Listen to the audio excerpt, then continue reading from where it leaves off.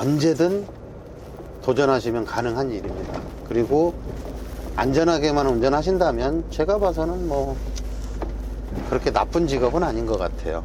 더 중요한 건 정년이 없어요. 내가 힘 닿는 데까지. 그래서 추천은 드립니다.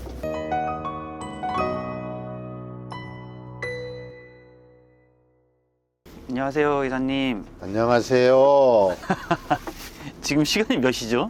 지금이 12시가 좀 지난 시간, 12시 7분이네요. 이사님, 저희 구독자님들에게 간단한 소개 좀 부탁드리겠습니다. 안녕하세요. 운수대통 로지스 대형 담당 손한배 이사입니다. 반갑습니다. 아니, 지금 12시가 넘었는데 네. 운전을 하고 계시잖아요. 네. 왜 운전을 오늘 하게 되신 거죠? 매일 사무실에서만 영상을 찍다 보니 전달되는 것들이 좀 미흡한 것 같아서 좀 더 현장을 다니고 하는 거에 대해서 보여드리고 싶어서 영상을 오늘 과감하게 찍게 됐습니다. 지금 이 차는 우리 기사님 차잖아요. 네, 저희하고 계약을 하셔가지고 운행을 하고 계시는 분의 차량이고요. 지금 여기는 천안 아산은봉센터에서 상차 후에 지금 안성 1센터로 가고 있습니다. 그럼 이사님은 지금 한 번씩 이렇게 운행을 해 주시는데 원래 하시는 일은 어떤 일을 하세요? 원래는 운전이 직업이 아니었고요. 뭐 다른 직업, 다른 거였죠. 물류센터 설계나 뭐 이런 걸 하던 거였는데 운전을 이렇게 하게 된 거는 저희하고 일을 하시는 분들이 차량을 처음 만지시는 분들이 많아요. 그래서 그 차량도 가끔 점검도 한번 해드리는 차원이고 또 일이 수월하게 돌아가고 있는지 확인을 하기 위해서 나왔습니다. 오늘 지금 이 차는 키로수가 14,682km 주행한 차량입니다. 그래서 어떻게 보면은 처음에 지금 차가 괜찮게 나왔는지 요거 봐주시는 건가요? 그렇죠. 그리고 그 대형차를 처음 하시는 분들이기 때문에 차량의 성능이나 이런 거는 똑같을 텐데 잠깐의 그 부주의로 인해 가지고 모르고 넘어가는 부분들을 좀 확인하고 싶어서 그리고 그거를 확인을 해서 정비소에 가서 미리 선제 대응을 하게끔 하기 위해서 가끔 돌아가면서 이렇게 한 번씩 제가 운행을 해주고 있습니다. 이사님은 화물 일을 얼마나 해보셨어요? 지금 제가 나이가 55인데 35년? 그러면은 35년 동안 이 물류 일만?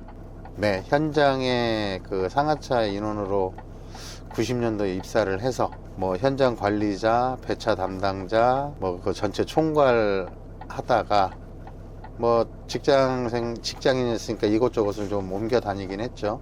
뭐 택배회사에도 갔었고 그렇게 해서 지금 여기까지 왔네요. 그럼 30년을 하셨으면 거의 반 역사를 아시는 건데 뭐 요즘 화물 일 안 좋다, 뭐 안 좋다 이러는데 이사님 개인적인 생각은 어떻게 생각하세요? 저는 그 90년도에 이쪽에 처음 왔을 때는 현장 인원이 최고인 줄 알았어요.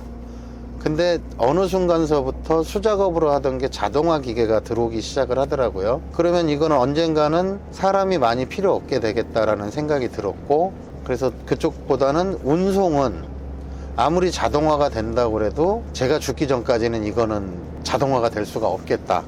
요즘에 그러니까 자동화 센터들은 많은데 네. 운전 쪽은 자동화가 되게 어렵다. 네, 그래서 뭐 요즘 뭐 자율주행도 있다고 하는데 그거로는 안 되겠다는 생각, 요즘은 그런 생각인데 그 전에는 조금 어릴 때라 그러죠. 그때는 이거는 기계가 대체할 수 없다 라고 생각을 해서 이쪽에 관심을 좀 더 많이 갖게 된 거죠. 긍정적이다. 네. 왜냐면 요즘에 화물일 하면 200도 못 버는데 막 이런 얘기들을 하잖아요. 그거는 좀 저는 아니라고 생각을 하고요. 물론 이제 뭐 톤수마다 매출의 차이가 있기 때문에 그럴 수는 있겠지만 돈을 벌기 위해서 시간 투자를 첫 번째 해야 되고, 화물차는 바퀴잖아요. 바퀴가 굴러가야지만이 돈이 되는 게 화물차거든요. 일반 직장인 생활처럼 했을 경우에는 뭐 200, 250 벌기가 좀 벅차죠. 이거는 이렇게 한번 가게 되면 매출은 얼마나 나와요? 뭐 편도 거리가 30km 정도 되는데 이게 이제 뭐 단가 오픈이 되는 거라서 그렇지만 보통 한 8만 원 뭐 조금 위아래로 보거든요. 그래도 이거를 하면은 얼마가 남느냐가 이제 궁금하실 거예요. 근데 그렇죠. 왕복으로 다닌다고 그래도 60km 잡아야 연비 4km 잡으면 기름값하고 도로비가 안 들어가니까 기름값 2만 원이 채 안 들어갈 것 같거든요. 8만 원이다 이러면은 네. 사실은 이 영상을 보시는 분들이 네. 아 저거 왜 해? 저거 되게 수입이 적네 막 이러실 것 같은데. 아, 적다고 표현하실 수가 있는데 지금이 12시가 넘은 시간이라 왕복 60km를 왔다 갔다 하는데 시간상으로 1시간 해가지고 그 정도면은 나쁘지 않다라고 봅니다. 그러면 이런 일을 하루에 몇 번이나 할 수 있죠? 몇 탕이나 할 수 있을까요? 본인 체력에 따라서 틀려지긴 하겠지만요. 보통 이쪽 일을 하시는 분들은 뭐 6건? 6건? 예, 6건 정도는 하실 수 있다고 보는 거죠. 간혹 가다가 다른 영상이나 네. 인터넷 네이버 같은 거 보면 30만 원짜리 잡아야지 왜 10만 원짜리 잡고 일하냐 막 이렇게 얘기하거든요. 저랑 가까운 곳에 있으면 괜찮은데 어차피 30만 원짜리 일을 잡으면 공차거리라는 건 발생을 해요. 그러면 거기 가는 기름값 계산해야 되고 다음에 그 30만 원짜리를 잡았으면 그만치 난이도가 있다는 얘기예요. 동일한 거리에 단가가 높다. 급하지 않는 이상은 난이도가 있어요. 그 난이도라는 것은 여러 가지가 있는데 대기 시간이 길다던가 상하차 시간이 길다던가 이런 것들이 있기 때문에 그 돈을 주겠죠. 왜냐면 그런 얘기도 많아요. 원래는 30만 원짜리인데 20만 원만 준다.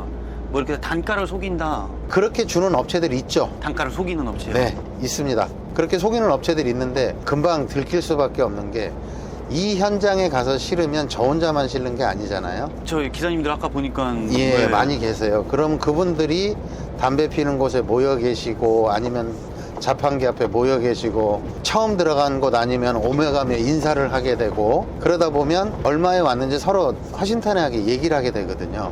그럼 금방 노출이 됩니다. 그거는 사실은. 가만히 서 계시면 그분들이 하시는 얘기 들으실 수도 있어요. 그리고 선탑 때 이 구간에 얼마 받는지 궁금하시면 그 선탑하시는 분한테 보여달라고 그러면 제가 알고 있는 차주님들은 보여드리더라고요. 우리 기사님들은 다 네. 무섭네요 보여준다. 예, 저희 기사님들은 다 보여드리고 제가 이렇게 일을 해서 이렇게 법니다라는 걸 보여드리더라고요. 뭐 수수료 빠져나가는 거랄지 아니면 기름값을 쓰는 거랄지 이런 것까지 다 오픈을 해주니까 선탑을 이렇게 보내드리면 사무실에서 들었던 말과 선탑 가서 들었던 말이 동일하죠.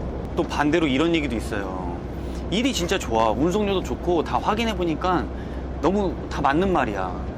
근데 그게 몇 개월 지나면 그 일이 없어진다고도 하는데. 두 가지의 경우의 수인데 뭐 주선사라고 표현하는 게 맞을 것 같고 본인들이 계약하지 않은 물동량을 본인 것인 것처럼 해서 그 차를 구매 유도를 해서 일을 주는 그런 회사를 걸러야 되고요. 두 번째는 같은 맥락이에요. 내가 계약하지 않은 물량을 내 거라고 속이는 거죠.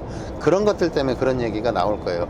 근데 저희 오더일 경우에는 그냥 계약 관계를 보여드리면 되는 거고 그렇지 않을 경우에는 그 회사 가서 보시라고 말씀을 드려요. 왜 처음에는 일을 잘 주다가 나중에는 안 줄까요? 본인 일이 아니라 그렇죠. 그 오더가 없어지는 거예요. 그래서 그런 다단계 구조를 좀 보시는 게 좀 일을 하시는데 처음에 도움이 좀 되실 거예요. 어떻게 보면 이것도 많이 당하시는 지입 사기 중에 하나인데 말씀하셨던 것들이 이사님이 생각하는 최악의 지입 사기는 뭐예요? 차량 매각이죠. 그 차량 가격이 높아요. 어떤 분은 동일한 차종에 동일한 사양인데 한 2천만 원 정도 업된 계약서를 받으신 적도 있더라고요. 그러면은 2천만 원을 더 높게 사시는 거네요? 그렇죠. 근데 그거는 처음 접하시는 분들은 모르다 보니까 그게 맞는 건 줄 아는 거예요. 그러면 괜히 그런 거를 당하고 싶지 않으면 네. 그냥 내가 대리점 가서 차를 뽑고 네. 콜을 받는 게 더 낫잖아요. 그것도 맞는 방법이긴 한데요. 콜이라는 것은 좀 선수급들? 어느 정도 경력이 있고 경험이 있는 분들이 하시는 게 맞다라고 저는 생각을 해요. 왜냐하면 콜이라는 게 오더를 받아서 뿌리는 회사에서 못 쳐냈을 때 넘어가는 거잖아요. 그러다 보니까 이 콜 차들은 단가가 높아 보이는데 아까도 말씀드렸다시피 입차 시간에서 대기 시간이랄지 상하차 시간이랄지 이런 것들이 좀 우선권이 부여가 잘 안 돼요. 현장을 가서 이제 보시는 분들은 아시지만은 그런 것들이 부여가 안 되니까 어떤 결과가 오냐면 항상 나는 가면 2시간, 3시간 기다리는 거죠. 그래서 콜도 어느 정도 운송 경험이 쌓여야 할 수 있는 게 저는 콜이라고 생각을 해요. 아, 그래서 아예 모르시는 분들은 뭔지를 모르거든요. 대신 건강한 지입사를 좀 찾아야겠네요. 건강한 지입사는 오픈을 다 해줘요. 건강한 운수사나 지입사는 상담을 하고 난 다음에 선탑을 무조건 원칙으로 해줘요. 차를 먼저 뽑는 게 아니라? 네. 그럼 차 얘기가 계속 나오는데 네. 이사님은 중고차가 나으세요? 신차가 나으세요? 전에는 그 자금력이 없으신 분들도 있었고 해서 중고차가 낫다라고 말씀을 드렸는데, 이왕이면 신차로 하는 게 낫죠. 고장률도 적고요. AS 기간도 있고, 더 중요한 거는 중고차보다는 신차가 이율이 좀 싸요. 요즘은 제가 신차를 많이 추천해 드리고 있어요. 신차일 경우에는 보증 기간도 있기 때문에 일을 못 하는 거에만 책임을 질 수 있잖아요. 근데 중고차는 고장이 나면 그 고장 비용까지 쉽게 뭐 중고차 사서 고생한 친구 보니까 엔진도 교체하고 미션도 교체하고 하다 보니까 전체 차량을 다 고치는 거죠. 엔진 오일을 교체하는 게 아니라 엔진을 교체한다고? 엔진을 교체했습니다. 그럼 이사님이 생각하는 거의 평균적인 수입은 얼마 정도라고 보시면 될까요? 대형차를 해서 내가 뭐 차숙을 하고 뭐 장거리를 다니고 해서 이것저것 기름값, 도로비, 할부, 기타 등등을 제외하고 일주일에 6일 정도 일한다고 치셨을 때 700에서 700 이상을 집에 줄 수 있다면 정말 열심히 일하시는 거예요. 그 이상 벌어서 준다? 물론 줄 수는 있습니다. 줄 수는 있는데 아까 말한 대로 생활이 없다 아예. 생활이 없죠. 끝나고 막걸리 한 잔 먹을 시간도 없는 거죠. 물론 직장 생활을 하든 뭘 하든 그 정도 벌으려면 평일에도 야근도 늦게까지 해야 될 것이고, 그렇죠. 예, 이런 조건들이 될 거기 때문에 내가 한 달에 집에 700에서 800을 줄 수 있는 여건을 만들려면 힘이 좀 많이 듭니다. 이사님은 지금 대형을 담당으로 하고 계시는데 네, 1톤이랑 2.5톤, 뭐 3.5톤도 다 아시잖아요. 알죠. 네. 차이들이 있을까요? 투자 금액에 따라서 수익이 틀려져요. 3천만 원 들인 차가 700을 벌 수 있을까요? 아마 체력이 문제가 아니고 1톤하고 3.5톤하고 기본 운송료가 틀리기 때문에 700만 원을 벌려면 24시간 돌아야 될 거예요. 그래서 톤수마다 기본 단가가 있기 때문에 그 기본 단가 투자 금액 대비 마진이 정해져 있어요. 만약에 20, 30대예요. 젊은 친구들이 요즘 많이 상담받으러 오잖아요. 네. 어떤 걸 추천해 주시겠어요? 20, 30대다. 제가 아들이 29이에요. 대기업 다녀서 600만 원 급여 받으려고 그러면 연봉이 7,200에다 간접비까지 포함하니까 1억이 돼야지만 630만 원을 수령을 해요. 연봉 1억이 되려면 얼마만한 시간이 필요할까요? 직장 생활을 했을 때. 거의 부장급이면 한 20년 넘게 그렇죠. 해야 되잖아요. 예. 이거는 매출로만 따지면 1년이면 1억 7, 8천이 돼요. 반 쓰고 반 남는다고 그러면 8, 9천 남겠죠. 7, 8천.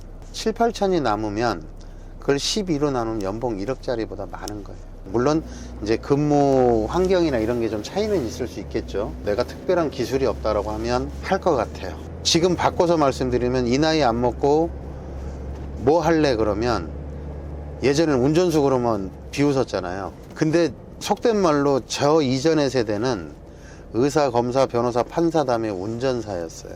그 20, 30대로 돌아갔을 때 선택을 하실 겁니까? 물어본다면 특별한 기술을 배우지 않았다면, 아니면 어디 가서 중소기업 가서 솔직한 얘기를 어줍지 않은 대우받으면서 일을 할 것 같으면 난 이거 선택할 것 같아요.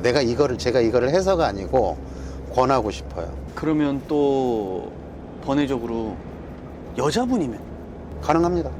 어떤 걸 추천해 주실 것 같아요? 육체 강도가 적은 걸 추천을 해드려야 여성분들이 편하시는데, 그 쿠팡 퀵플래스 하시는 분들이나 택배 하시는 분들 계시더라고요. 여성분들이 많죠. 예. 노동 강도에 비해서 어쩐지는 모르겠는데 저 같으면 큰 차 하라고 그러고 싶어요. 이 정도 수익을 가져갈 수 있는 직업이 과연 있을까? 정상적으로 저는 없을 거라고 생각을 하거든요. 솔직히 정상적인 범주 내에서 놓고 따진다면 택배도 물론 뭐 400만 원, 500만 원 벌고 괜찮은데 노동 강도가 너무 세다 보니까, 이것도 근무 시간은 만만치 않게 움직이긴 하지만 단순히 운전이기 때문에 저는 추천해드리고 싶은 건 사실이에요. 저도 오늘 따라다니면서 보면 이게 육체적인 노동보다는 좀 졸음과의 싸움 같아요. 그거를 밸런스를 어떻게 내가 조정을 하고 컨디션을 어떻게 조정하느냐에 따라서 달라지긴 합니다.